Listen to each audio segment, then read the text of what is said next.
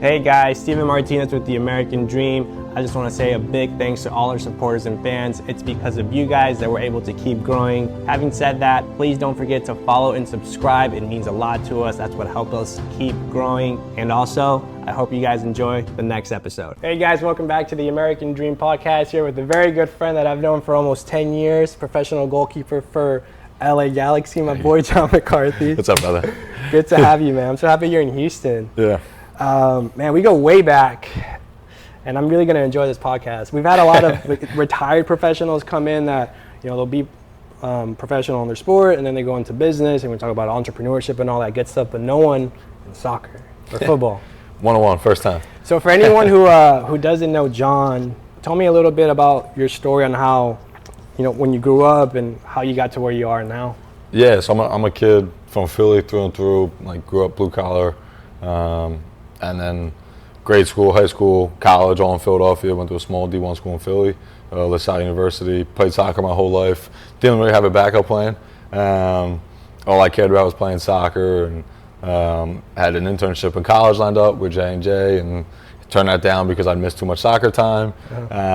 And then eventually just started to shoot emails and text messages to coaches and get tryouts when I was done playing in school. So just trickled into a couple tryouts and played in the USL my first year as a pro in Rochester, New York, and then went to Philadelphia and MLS for 4 seasons. From there, I went back to the USL for 1 season. Then I went into Miami for 2 seasons, LAFC for 2 seasons, and now I'm with the LA Galaxy. So it's been a bit of a journey. I guess you'd call me a journeyman. So I've been around and just been a process, and now I'm a dad, 2 kids, wife. It's living it, man. That's awesome. Yeah. Before we touch base on mindset and I guess the aspects that comes with being an athlete, how was it when your parents found out you wanted to be a goalkeeper? I feel like every kid wants to be a goalkeeper, right? And the dad's like, hey, don't be a goalkeeper. At some point, yeah. I mean, it started at a young age. I mean, my friends even joke about with me. This kid, Tom Rambo, was our goalkeeper. We were 7, 8, something like that. And he wasn't the best. We were kids, somebody just gets thrown in goal or wanted to try. It wasn't the best. Coaches asked me, does anybody else want to try? I tried it and kind of really stuck with it ever since. My parents didn't really. My dad was the main athlete in our family. He played soccer, played D1 as well, and so he didn't really care. He's an easygoing guy. Let me pick whatever position I wanted to. It was my sport to play, so. I'm sure I caused them a few panic attacks nowadays and throughout my time that I didn't know about playing. But they were cool with it. They're still cool with it. That's awesome. But I don't think I'll let my kids play goalkeeper. And that's really competitive too, because statistically speaking, right, a soccer team has 11 players, 1 goalkeeper. So the odds of that are much, much less too compared to even playing professional, nevertheless being a professional goalkeeper. So that's super impressive. And the fact that you were, on this journey, talk to me a little bit about, because everyone, at least for my part when I played in England, a lot of people go through ups and downs in life, especially as an athlete. You want to make it, you didn't get called, or this or that. Take me through those moments that, got you to where you are now. Yeah, I mean, one of the big things I did out of school was, so even when I was in college, I played for PDL teams at the time, which are USL 2 now. And you got to play. I went to a small D1 school, but you have to play with the best players in the country. So they all play for these big USL teams, which are Ocean City and Reading, which are the close ones for me. But every year, one of those teams are pretty close to get into the national Final Four or something, or they win the East Coast region to get the.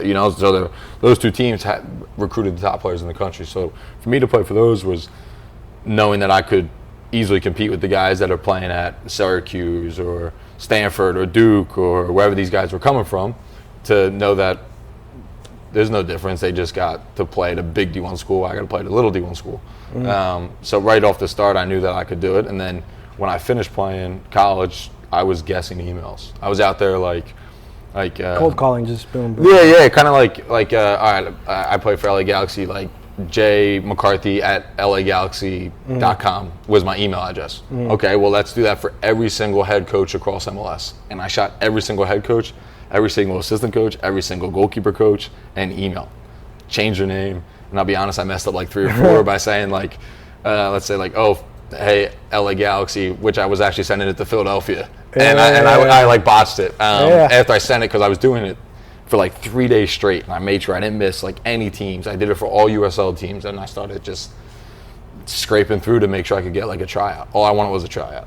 That's all I was looking for. And I thought if I got a tryout, then I could make it happen. And then what happened when you got your first tryout? First tryout came from Rochester, the USL team, and they offered me a contract a week later, and it was before MLS draft. It was like right after like school almost, and then I ended up getting invited to preseason from the Seattle Sounders, and I told them, I said, hey, I want to play in MLS, and they were totally understood it. Contract stood on the table and then I went to preseason with Seattle, and then I ended up breaking my finger in preseason, but they still held the contract because it was like a 4 to 6 week, like break your finger, come back. So then I ended up playing for Rochester my first year as a professional, Rochester, New York. How was that feeling when you got that first call to be pro? It was cool, man. It was nice knowing there was like a security blanket there. Like even though I was training with Seattle every week, every like 3-4 days, my agent was talking to me, how you doing? And also was still keeping in touch with the Rochester coach, Bob Lilly, who now coaches in Pittsburgh. And he was still just like checking up on me. Hey, even if he signs, I think we still want him on loan. Even if he's like, keep us in the loop. Is he going to sign? But it was the feeling of putting like pen to paper and seeing like your first signature. My family and friends were there. We did it in like my college like townhouse, and enjoyed like seeing like all my friends around me that were part of the process of like becoming a pro. I have little chills thinking about it because I don't think I've actually flashed back on it in a long time.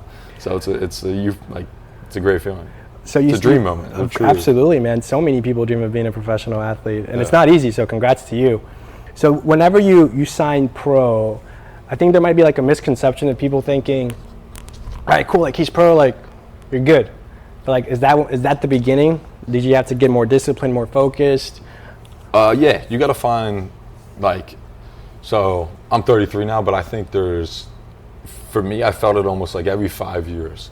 So from when I signed as a professional at 21 to 25, yeah, you could show up and that's a perfect example. You could go in and you could play ping pong in the morning for a half hour, walk into the gym for like 5 minutes, do a foam roll maybe, and then walk onto the field and you're ready to play. You turn 25, your body hits you a bit weird. Yeah, you know what I'm saying? You got to hit the gym a bit more. You got to make sure you maintain strength. And then you're probably also doing like post-training exercises as well because you want to stay healthy. And then you hit 30 and your body just starts ticking more and more. You got to do more strength exercise. You got to get more treatment. You got to hit ice baths. You got to have your routines on lock. And I've told you this years ago, but I was never a big partier. I was never a guy that went out and like through high school to college, none of that. I never did that stuff, and I stayed disciplined for it. And yeah, now I know I can control myself and have a few drinks, and everyone gets to enjoy drinks when they want to if they're a drinker.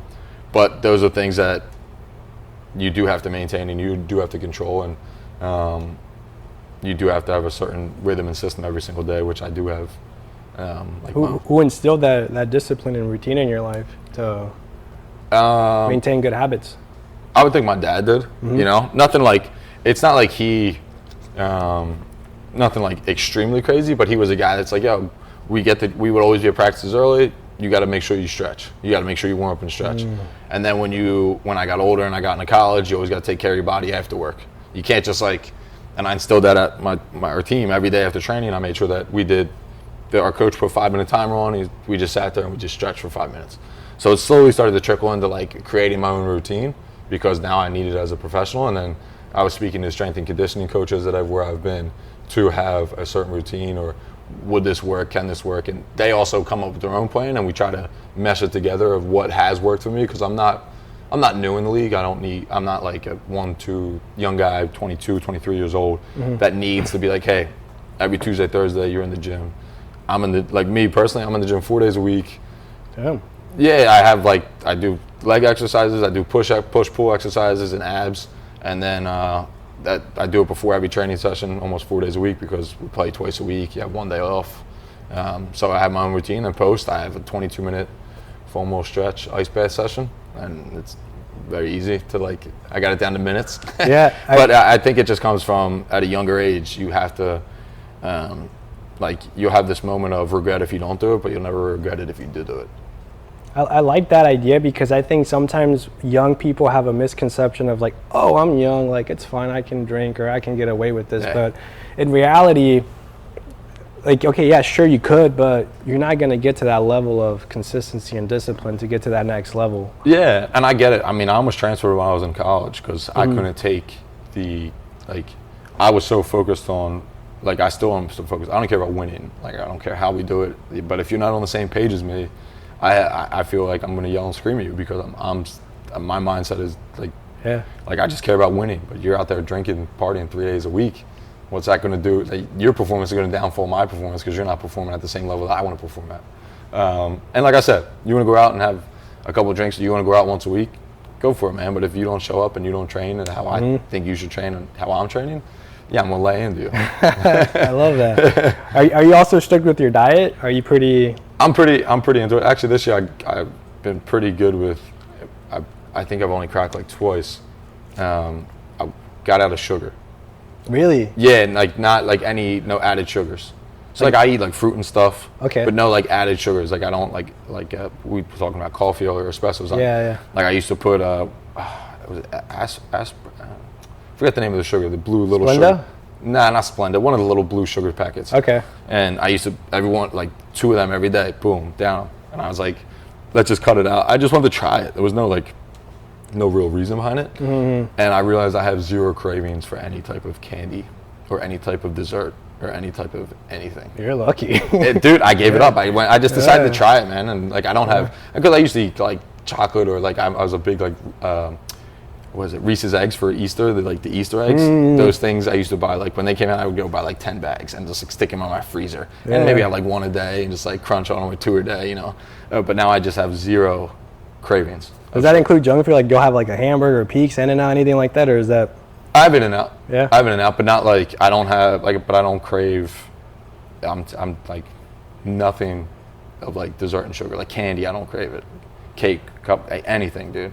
Well, that's actually like super special. Yeah, I'm telling you, man. I did like a bunch because sugar's like not great for you. So I did a bunch. I know that. We had a doctor on. He was telling me about that, but I know there's withdrawals too. Like you start getting headaches, stuff like that, a little bit once you really cut it off completely. Yeah, but I don't think I was like eating enough to like. I don't think I was having it like crazy amounts. It was just like something that like I did a little research on. It was like sugar's not good for you. Yeah. I was like, let me try it. It's true. Natural sugar's alright, you know, like fruit and stuff like that. But I don't know. I went for it. So I want to ask a really good question here, which I've always thought about, and I think people don't understand too, because whenever you think of an athlete, I think most people idolize that, right? And I don't think there's anything wrong to a certain extent. Like, yeah, you should admire the discipline and mindset of someone who wants to win all the time. But I think it's very tough, the life of an athlete, because not only are you training vigorously, disciplined, consistent, you're on a diet routine, but also you're moving a lot. Right? You told me you went from Miami to LA to all these different teams. How was like that? Were you kind of like, is it tough whenever you're moving up and down, or are you strong mentally? You're like, hey, let's go, let's do it, or? It's tough when you get into like contract years. Okay. Like when, and now it's even tougher because I have kids. But before when I went from like, my first year as a pro, I was in Rochester, New York. I had a girlfriend at the time, which is now my wife. She didn't live with me, so I lived with 2 other guys on the team, no issues, and wanted to make it happen. And then I came back and I lived in Philadelphia. I lived at home for a couple of years, and I bought my own place. So it's easy and then my girlfriend moved in with me, my wife now. But it's easy when you have a support team. Like my wife, she was a soccer player as well, D1, very good player. So she understands my mind and how it works, and we're all on board, and she's on board with it. Of let's just kind of enjoy where we have to go until you can't go.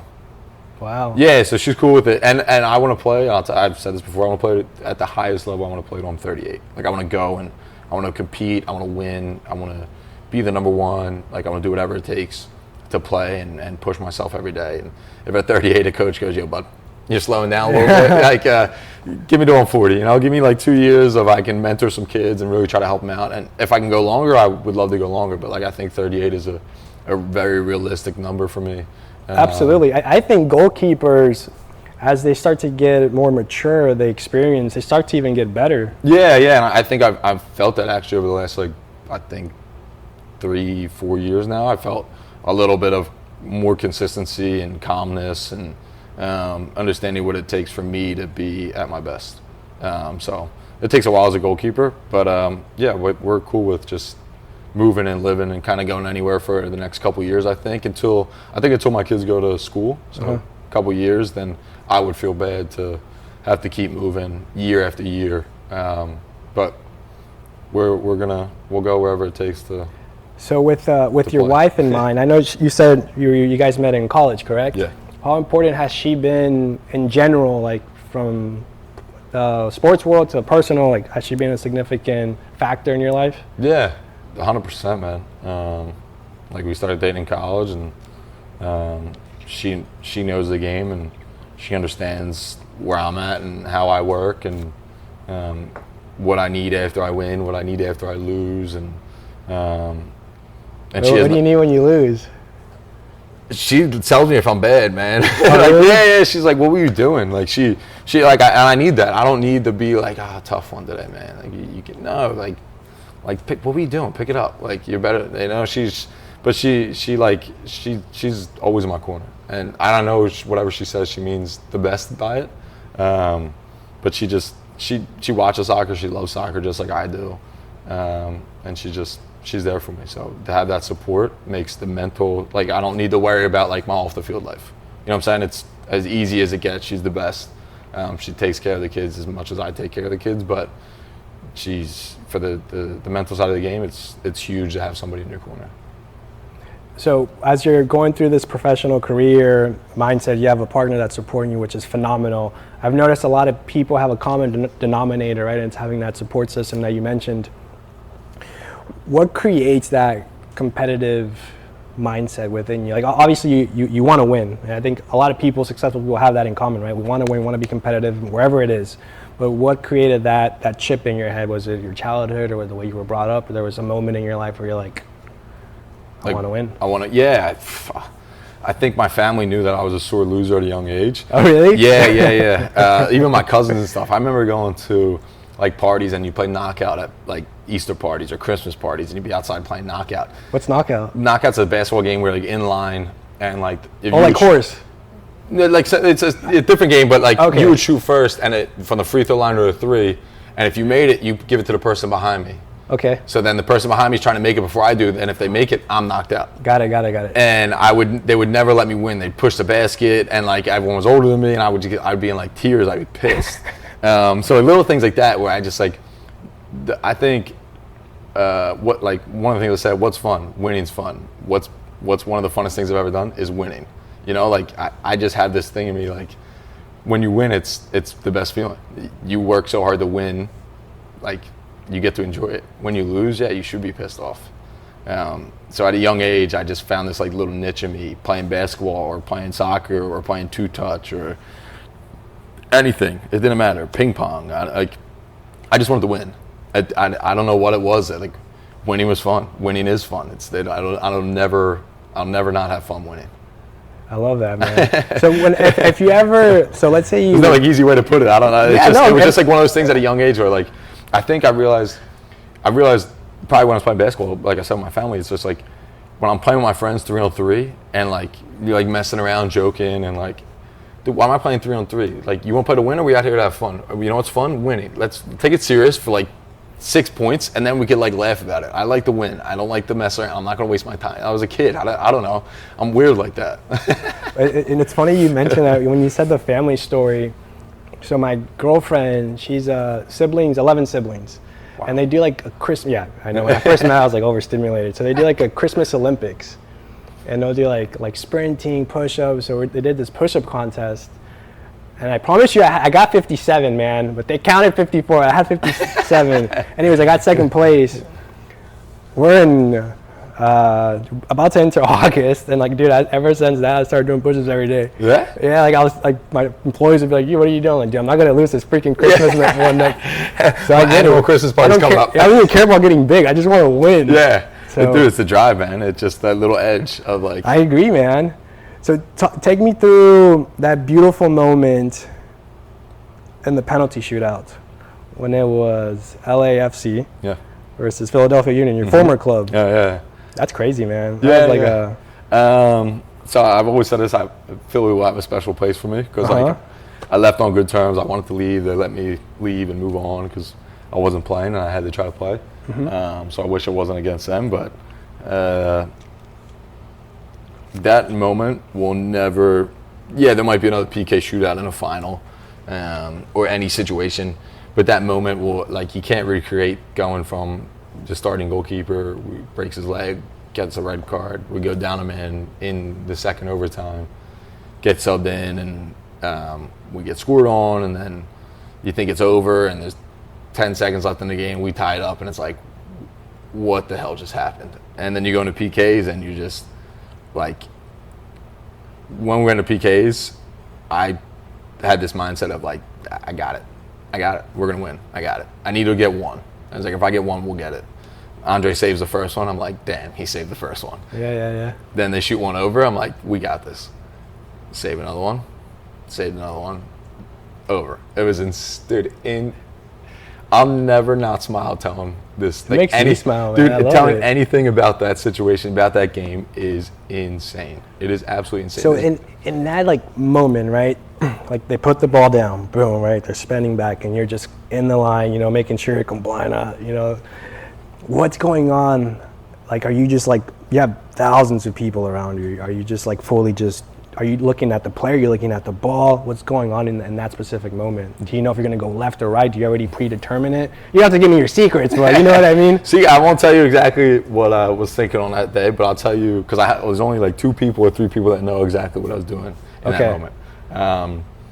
For that, but I will say, when they put the ball down, I didn't make eye contact with anything but the ball. I wasn't giving them an inch. I wasn't giving them like a step here, look there. I wasn't looking at anything but the ball. I was like, I'm gonna get it. I'm gonna get the ball. I'm gonna save it. No matter, that's all I care about. I don't care if you run up, if you stutter, if you move, whatever you do, that's on you. All I care about is that ball.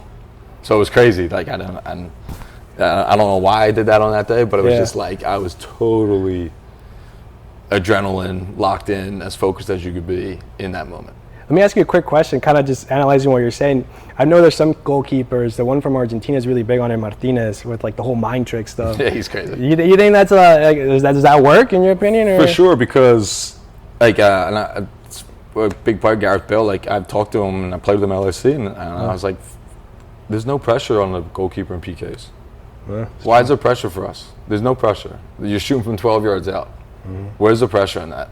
If you told somebody to shoot from 12 yards out, you'd be like, I could probably score on you. All of a sudden, there's 55,000 people in European stadiums, and MLS stadiums anywhere from 20 to 40, 50,000.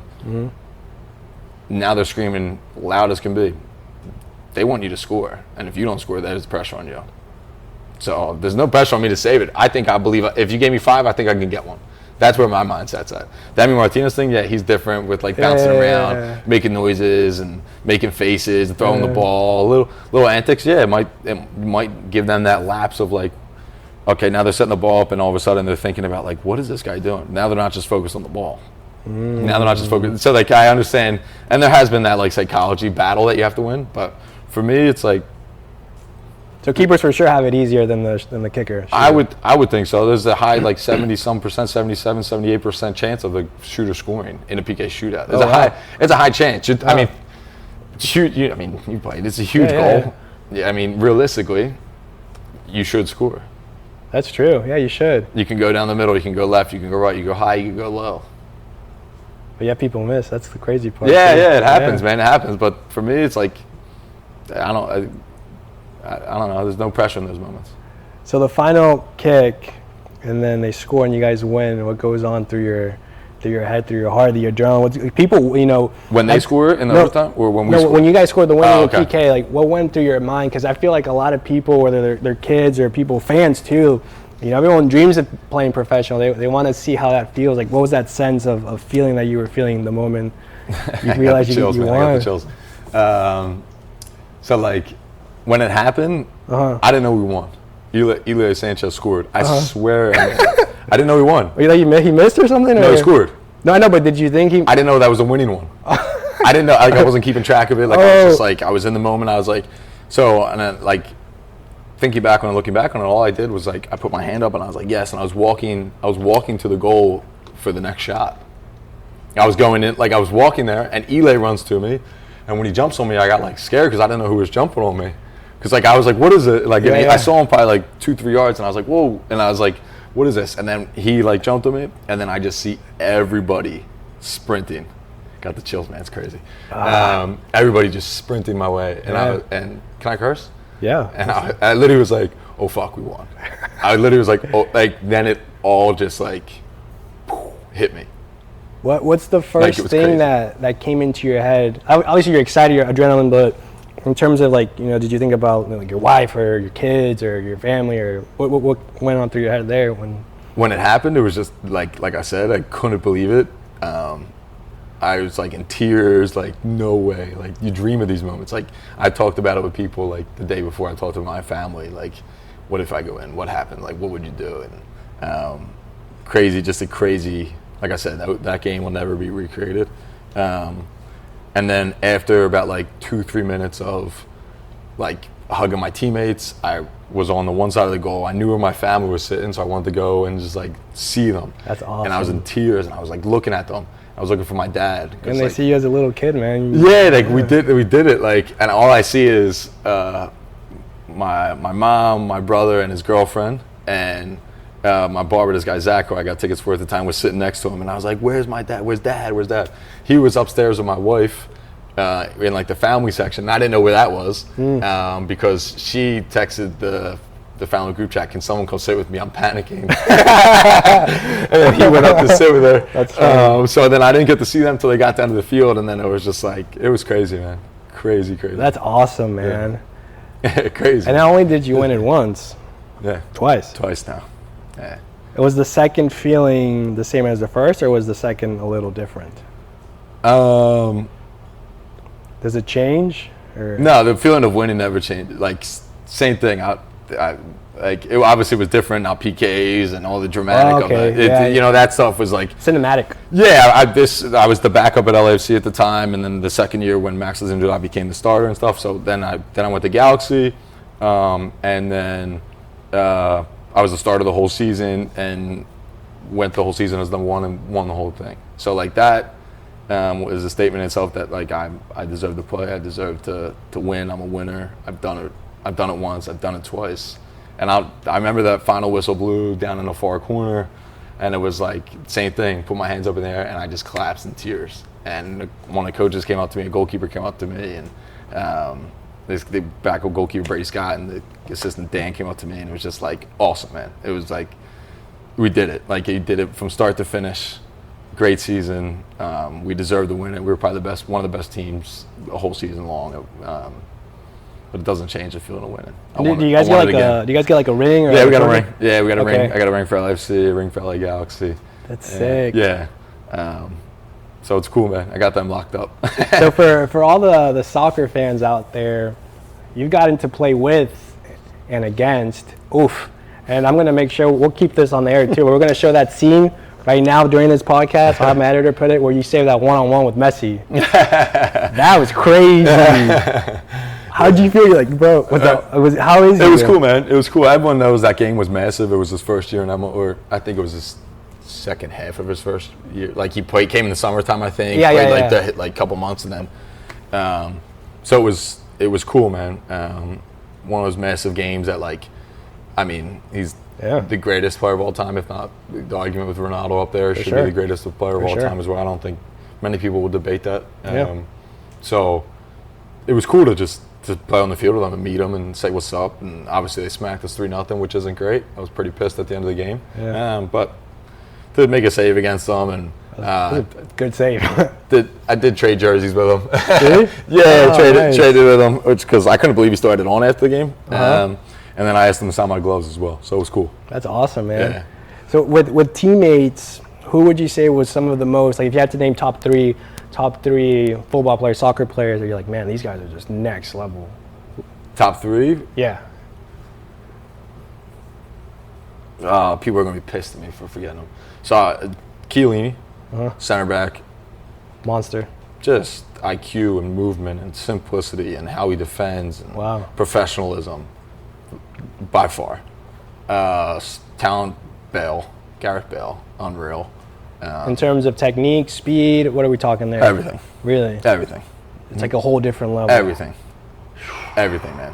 Everything. He had a pass in training one time, like outside the foot, and like ended up being like a diving header goal against me, and I was just like, "What, dude? How did you hit that? Like nobody else saw that ball. Like, yeah. You know what I'm saying? So like stuff like that. Let me think. I can't give you top three because I'm gonna forget like 2 or 3 guys for sure. Yeah. Vela. Okay. Vela was his left foot, man. His simple wand, like crazy good, man. I would have to put this dude Elsinho, winger. Played with him. He was a Brazilian dude. Played with him in Philadelphia. Nasty, absolutely nasty. You should look up some of his highlights. It was sick, dude. Sick player, sick person. Awesome. Same thing with Vela. Awesome person. All these guys I'm naming are also like phenomenal people as well. I mean, you play with freaking like it's not like it's weird how it works because like the top players that I'm naming are also top people. They're not just like good players and like dickheads. No, they're like they train hard, they work hard, stuff like that. So I think I don't know if I'm forgetting anybody in there of like top players. I also think Ricky Puig is a top player. Play with him now. He's injured right now, but he's one of those guys that you can see why he played at Barcelona, and you can see why Bale was at Madrid and Juventus, and for Chiellini, and Elsinho was over in Europe for a long time, and Vela obviously speaks for himself. But like guys like that, they're different level, and you can see why they had the career that they've had and the level they played at for the longest time. But I'm sure I might be forgetting a player too. No, you're good, man. So I have a question for you, and this is a really good topic here because. Sorry if I forgot anybody. No, you're good. I think, in my honest opinion, I would say that the U.S. has some of the best athletes in the world, and this, in all sorts of sports: basketball, football, track, swimming. But then when it comes to soccer, the girls' soccer is phenomenal. Mm-hmm. And there's a common stereotype, let's say, right, that the U.S. soccer system is below, systems in Europe and South America. What do you think is lacking there for us to be compared to the players in Europe and stuff? And there's great players too. I mean, I've seen homegrown talent that's phenomenal. Yeah. I think the young players are getting there in America. I think that it's getting better. I think I don't know, I can't speak about European youth system in sports and stuff like that. I'm not high up on other sports. But I think in America there's a lot of sports at a youth age that we play. So there's much more, and I think it's a good thing. I think it's good to play a couple other sports at a young age. So you're not just playing soccer for 12 months, or basketball or football or hockey or baseball or whatever. But then also, I don't know, like in England, it's just soccer. That's true. That's actually very true. I didn't think about it that way. You know what I'm saying? Like, there's other sports. They do play this, like rugby, and I think cricket's over there as well. But like, they just have soccer. So at a young age, they just play soccer. They just play football, whatever in terminology for Europe. So they don't have the idea or thoughts of playing another sport or branching out into another sport. Or it's like, you are going to be a professional footballer. That's it. You're a professional. Like, that's route number one. In America, professional football or soccer is probably 4th or 5th tier. Baseball, soccer, basketball, or baseball, football, basketball, hockey, soccer, give or take where you put any of them at. But I'd probably put easy basketball and football, American football, as one. Like that's. I agree 100% on that. So I think in the youth side of things, it's getting better. They're getting academy systems, and they're getting teams now have like rights to certain areas around within like 150 miles of their academy. So then, like, let's just say for me, it's when I grew up in Philadelphia, I played for FC Delco or Match Fit Academy as well. If the Union was available at the time, which they weren't, they didn't have an academy. If they were available and they liked one of the kids on Delco or one of the kids on Match Fit, or another team was like PDA or PA Classics Academy, they could almost like, they have first rights to them. You know what I'm saying? So I know stuff like that is now available where like if you are playing at a good level or a high level where the team would like to bring you in or recognize you, they have the rights. That's a great point, because when I was playing on the academy level, we had players that would drive like 3 hours just for training. Mm-hmm. So the convenience of it, right? And I think in different parts it's more convenient, it's more nearby. That makes perfect sense. Yeah. So I don't know. There's probably still something missing of like, I think there is at a young age. It's pay to play in America. Unfortunately. Yeah. Unfortunately, it is. It I sucks. agree too. It sucks. It does suck to say that, but it is like that. And yeah, youth coaches want to make some money. They want to coach kids. They want to get involved. So I get it to a certain extent as well.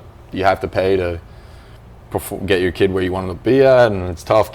People can't afford it. Kids can't afford it. So that's tough part of it in the American system. But I do think it's getting better, and where the academy systems aren't like super pricey, and like a lot of them are covered by. If you're in an MLS academy, a lot of them are free or sponsored, or because the MLS teams are now paying for the whole entire academy, second team, MLS team. Mm-hmm. So it will get better, I think, but I don't know why. I think it'll get better as well. So going through the aside from the whole professional athlete, mm-hmm. you're also an entrepreneur, which like you're talking about how you have properties and you have your own gloves. Tell me about that. Yeah, so obviously I can't play forever. Yeah. So I got to try to invest, put money in stocks, and buy some properties in Philadelphia and stuff like that. Got on my first Airbnb last year. Bought into a development project and stuff like that. And then I am part of a glove company called Set GK. Just launched my own glove, which is really cool, JMac Falcons. So it's something that when I play professional soccer, I don't live in the real world, essentially. I don't do the 9 to 5. Like I don't it's not the life that we live. But it doesn't last forever. So I need to be as smart as I can with my money and try to make it last as long as possible, because at some point I do have to get involved with coaching or development, roofing, housing, some type of real world work that needs to be called upon. But I know like I said, I have the properties and stuff, but I need to make it last. That's smart too. I think a lot of professional athletes, they get that money and then they just splurge it, but the fact that you're being stable and creating that passive income for the future, I think that's very smart. Yeah, I'm trying to as much as possible now that I have like 2 kids and stuff, and LA ain't cheap. LA is very expensive for anyone that's never but you have to, I'm trying to make it last as long as possible, because there is going to be that bridge of I play, and when I'm done playing in the next 3, 4, or 5 years, I'm going to have to really branch out and connect with people or clubs or opportunities to really stay involved or get involved with soccer or anything, mentorship because I want to stay involved. I want to be a coach. It just depends on, do I want to individual coaching, do I want to be a club coach, academy coach, goalkeeper coach, head coach. Have your own academy, man. There's a lot. There's a lot. I don't make that much around my own academy. Yeah. So 2 questions. I know we're kind of running short on time now. No worries. So take me through a day-to-day, like your typical day-to-day, so someone knows like the average life of a professional athlete. Okay. What time do you wake up? Yeah, wake up anywhere from 6:45, 7 o'clock, depending on the kids. That's really what the alarm clock is. Wife really takes care of them in the morning. She does like workout in the morning. So she'll work out early morning. She'll be up. She tries to have a coffee before the kids wake up. And then she gives me like 20 minutes or so before she comes upstairs with the kids. And then I got to get ready and watch the kids. We hang out for like 45 minutes, an hour. She leaves around 8, takes the kids to daycare. And then I walk my dog and take him out. And then I try to get into the facility a bit early. And we don't have to be in until like 9 o'clock. So at the latest, I try to get in every day anywhere from 8 to 8:30. Try to get in early. Go in, eat breakfast. I like eggs, avocado, fruit. Once in a while, I'll throw in some like bacon or some like sausage. You're feeling crazy, yeah. Yeah, no, but that's like almost consistent every single day. It's eggs, avocado, fruit. It's just simple. Yeah. Then if I need anything for like treatment wise, hop on a table. I like to get in a hot tub for like 10 minutes, warm the body up. I like 9:15, I like to be in the gym. And then if I need treatment, maybe a little bit later. Sometimes we have video in the morning. And then if no video, I'll be in the gym 9:15, 9:20. Do about like gym. Yeah, 25-minute workout. I like to work out beforehand. One is because I'll do like a little like couple minute like warm up at most, just like try to warm. But I'm warm from the hot tub. The reason I like to lift before training is because one, you don't have to do it afterwards because you're tired, and two is I like to train my muscles before, so then when I go to training, if I am tired during the week, then I think it's easier that like I can stay focused through like fatigue during the week. It'll be easier on the weekend. That's why I like to do it, and so just a little bit more fatigue on myself when I train, but it's a mental focus thing. So post training, we do a foam roll. What time is that usually post training? Well, we start. Let's say we start at 10. I'm back in by like 11:30, maybe an hour and a half. You know, like give or take. Some days are shorter. And is this specifically position training? So you're only with the goalkeepers, or you're with the whole team? For me, afterwards, or during the session. During the session, it's like all right. So then I'll walk you. I'll backtrack. I'll do my lift in the morning. Like I said, I lift 4 days. I lift 4 days a week. So I'll do that, and right around like 9:45ish, I'm done. And then I'll take about 5 minutes to drink a water, relax. I'll tape, and we got to be on the field by 10. So you're on the field by 10. Then it's another like 5-10 minute warm up with the team. Goalkeepers separate. Yeah. We do a goalkeeper session for 20-25 minutes. Then by that time, you're about 35-45 minutes into training. Then we hop in with the team for the next 45 minutes, let's say, or 40, give or take, sessions. You understand that. They're depending on the day, training, stuff like that. 2 days before a game, do different sessions and exercises. So then after training, I go inside. I take about like 2-3 minutes, wipe myself off, hop in a shower, go in the gym. I do a foam roll. I got it down all the way, every single muscle group. Do a stretch, go hop in the ice bath for 5 minutes at minimum. Out, dry off, change. And if I need treatment after training, I'll get some treatment, some type of flush, anything, work done, stuff like that, just to stay healthy. And then lunch. So let's say by that time it's 12:30, 1 o'clock. It's a lot, man. In that morning, you're doing a lot. I mean, like I told you, every like 5 years, you feel that little something that you have to do more. But I mean, it sounds like a lot, but realistically, like I said, I'm in the gym from 9:20 to 9:45, 9:15 to 9:40. Let's say a half hour. Yeah.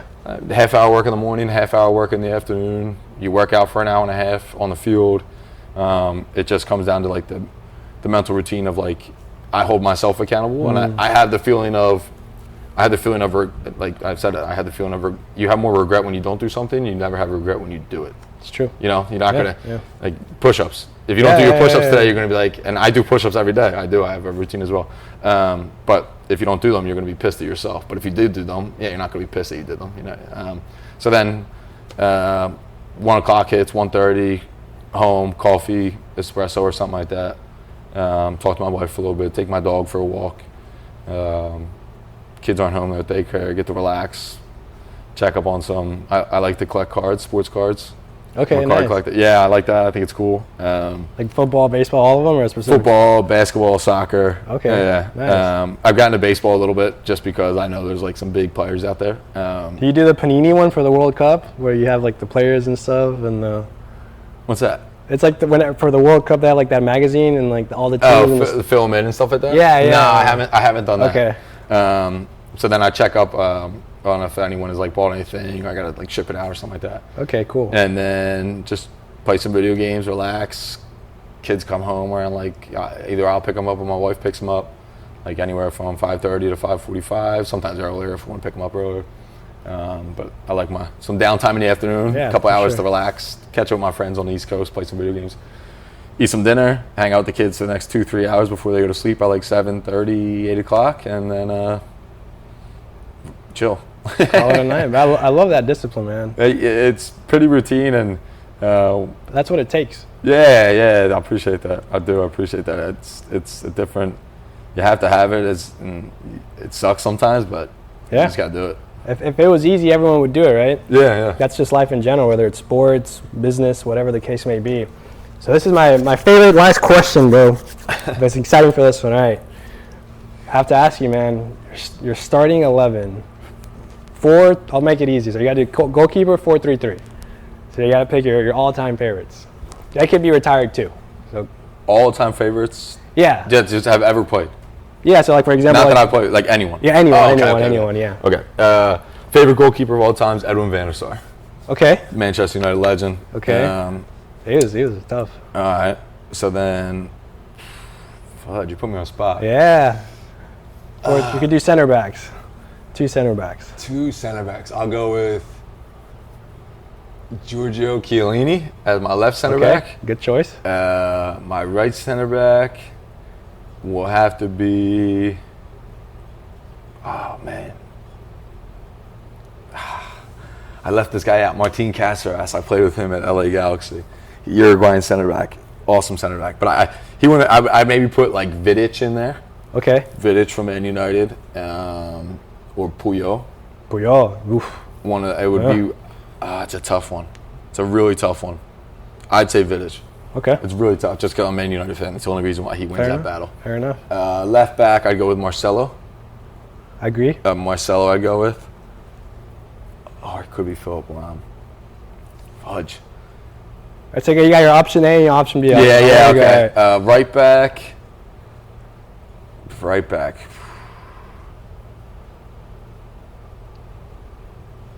I gotta get back to that one. Let me get back to that one. Carvajal, maybe Daniel. I was gonna say Dani Alves. Yeah. Dani Alves would be that was gonna be my pick. And I was seeing if anyone else hit my mind. Okay. Before I said anyone's name, I was gonna. Recent nowadays, like I guess one of the top ones would be like Kyle Walker. Yeah. Pacey guy, up and down, flying. I'll go with Dani Alves. I don't think that's a bad. No, in his prime, I agree. Dani Alves is top. All right, now I gotta your go middle three. Yeah, your middle 3. Boy, oh boy, oh boy, oh boy, oh boy. Luka Modric will be in there. Solid. Iniesta will be in there. And I need a 6. Who's the 6? Busquets, maybe? Can't go wrong with Busquets. Yep. Toni Kroos. I don't know. Those are good picks. It's tough, man. You put me on the spot here. Yeah. And then your top 3. Top 3 all time. Left wing, right wing, striker. Messi, Ronaldo. For sure. Ronaldo, Messi, however you want to say it. Yeah. And then one more. Striker, you got to do Maradona, Pelé. You can do. I might do. Solid number 9, Benzema, Ronaldo. Original Ronaldo, Brazilian Ronaldo. Yeah. Dude, this is tough, man. There's so many names just running I through know, my right? head. This is a tough question. It's the fun part. You didn't give me a heads up. I want to surprise you, man. Time's ticking. Like Christ. I was thinking, do I throw like Cristiano Ronaldo at the 9? I got Messi on one side. Do I put Bale on one side? Do I put Neymar on one side? That works. You know, Yeah, that works. I also left out Zizou somewhere in there. Yeah, I was gonna say Zidane too. I know it's a tough one. It's always fun to ask because people always, I'll probably like in it. So I'm gonna also change up my midfield. Then I'm gonna put Kaká in there. Legend. Yeah, I'm gonna put Kaká in the midfield because he was one of my favorite players ever growing up. Like I thought he was so silky smooth, man. He was. And when he scored that goal against Man United, I was pretty upset for Real Madrid. He split 2 defenders, headed the ball through. Yeah, that was a nice goal. Slotted it home. So I think I'm gonna have to put Kaká there in the midfield. I don't know who I'm taking out yet, but up front I'll just go with. Oh man, I'm gonna have to go with my generation of players, I guess. I'll go with Ronaldo, Messi, and who just scores, man? Who's just gonna be my goal scorer? Who is it? Who's the guy? I love Cavani too, man. I love Cavani. Cavani just scores, man. We'll put Cavani in there, and then for your team manager, who would be your team manager? Sir Alex Ferguson. Sir Alex. I'm gonna take. You're killing me, dude. You're killing me. It's a tough question. Let me put who's the striker? Let me run through a couple teams. Give me like 20 seconds to think about it. I got Cavani's really a top striker. It's not like a wrong answer. It's not. There's never a wrong answer. Never It's cool to know people's opinion, right? If you ask me for like in their prime, right? If you compare people in their prime for goalkeeper, I would say, in my opinion, Casillas in his prime. Yeah. I would say Dani Alves as the right back. Center back, I would say Sergio Ramos. The following center back would be Maldini. Left back, Marcelo or Roberto Carlos. Yeah. And the three in the middle, Zidane, Modric, Iniesta. Left wing, right wing, you have to go Ronaldo and Messi, either or. That striker position is tough. That's man. a tough one. The striker's the toughest one. Man. There's just so many good strikers. There are. Who's someone that, I mean, yeah, if you compare people in their prime too, it's pretty insane, right? Yeah. I would say, I'll be basic, man. I'll just go like Pelé. Pelé? Yeah. I'll be basic. It was either Pelé or Brazilian Ronaldo, I think. Brazilian Ronaldo was probably a much better finisher, I think. Yeah, I'll go with him. That'll be my final one. My brother.